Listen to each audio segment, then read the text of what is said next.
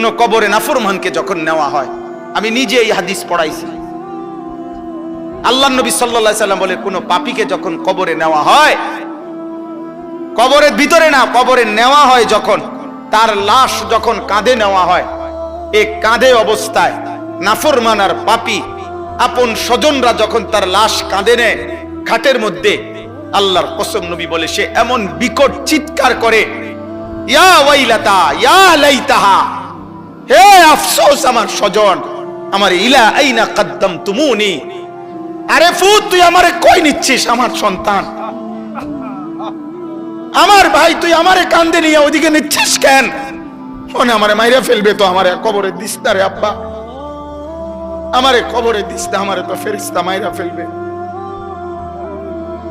আমারে তো শেষ করে ফেলবে, আমারে দিস না। এইভাবে স্বজন নিজের স্বজন ডাকে যে, কারণ আপন জনরাই তো লাশ কাঁধে নেয়, আপন জনদেরকে ডাক দে, আব্বা এটা করিস না, আব্বা আমারে নিস না ওইদিকে। আল্লাহর নবী বলেন পৃথিবীর সমস্ত মানুষ যদি একসাথে শুনতো, এক মাঠে দাঁড়াইয়া একত্রে, খোদার কসম নবী বলছে আদম থেকে ইসরাফিলের ফু পর্যন্ত সমস্ত মানুষ যদি এক মাঠে থেকে একবার জীবনে এই পাপীর চিৎকার একবার শুনতো, আল্লাহর নবী বলেন লাসাইকা, তাহলে সমস্ত মানুষ একসাথে চিৎকার দিয়া বেহুশ হয়ে যেত।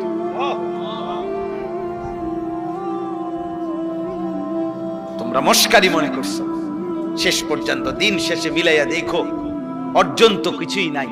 যত নারী দেখছো কেউ তোমার আপন না, মোবাইলের নর্তকী তো তোমার না, নর্তকী তো তোমারে ধোকা দিছে, আপা নর্তকী তো তোমারে ধোকা দিছে, সিনেমার নর্তকী তো তোমার না, রাস্তার বেপর্দা মেয়েটা তো তোমার না, তোমার কিচ্ছু না, সে তো রূপ যৌবনের ফেরি করে। হ্যাঁ, অস্থির ছবি যারা দেখো বাবা, কি দেখছো, কাকে দেখো? তোমার ক্ষয় ছাড়া, তোমার ব্যয় ছাড়া আয় কি? মোবাইল গেল, এমবি গেল, চার্জ গেল, টাকা গেল, কোমরের ক্ষমতা গেল, হারাম বীর্যপাত হইল, লজ্জাস্থানের সক্ষমতা নষ্ট হইল, শেষ পর্যন্ত একদিন পঙ্গু, অচল ছাড়া, ধ্বজভঙ্গ ছাড়া আর কি? আমি খোলামেলা বললাম, কত শত যুবক, কয়শ, আমি চ্যালেঞ্জ করলাম, তুমি শুনবা, আমার কাছে আছে, আমার কাছে হোয়াটসঅ্যাপে জমা আছে, এমন শত শত বাংলাদেশের ছেলে, তাগড়া জোয়ান ছেলে, পৃথিবী জানে এমন জোয়ান ছেলে সুন্দর, কিন্তু নারী দেখতে দেখতে, অশ্লীল ছবি দেখতে দেখতে, যাদের পুরুষত্ব নাই, যৌবনের সক্ষমতা নাই, এই হাইওয়ান অশ্লীল আর উলঙ্গ ছবির পাল্লায় পড়ে ভিতরের জীবন শেষ। আখেরাত তো নাই, আখেরাত তো পরের খবর, এটা তো নাই কিছু, দুনিয়াও কিছু। যেই কোন মানুষ চ্যালেঞ্জ করলাম বেটা, বাংলাদেশের প্রতিদিনকার পত্রিকা, বাংলাদেশের প্রতিদিনকার চ্যানেলের খবর তোমরা প্রত্যেকেই দেখো, কি পরিমাণ পরকীয়া বাংলাদেশে বেড়ে গেছে। এর কারণটা কি?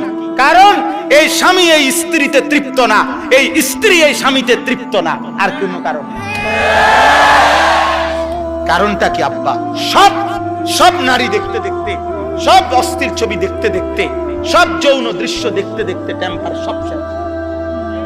এই জন্য ওই মেয়েও, মহিলাও আরেক বেড়া খোঁজে, এই বেড়াও আরেক বেড়ি খোঁজে, কেউ কাউরি দিয়া তৃপ্তি হচ্ছে না।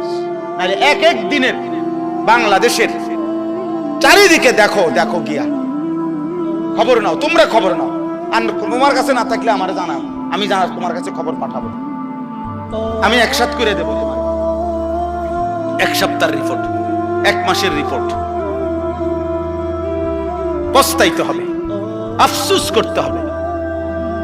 বয়স্ক বাবারা আপনাদেরকে বলছি, আপনারা যাদের ছেলে নামাজ পড়ে না, সারা দিন রাত মোবাইল টিভি দেখে, খোদার কসম আপনারা এর খেসারত দিয়া, এই লজ্জা এবং বেইজ্জতি হইয়া এরপরে আপনারা চলে যেতে হবে। কবরে যাবার আগেই দেখে যাবেন আপনার ফ্যামিলির মধ্যে আল্লাহ শূন্য, আখিরাত শূন্য, এই হতাশার দুর্ভাগ্য নিয়া কপালে, তারপরে যাইতে হবে। হিম্মত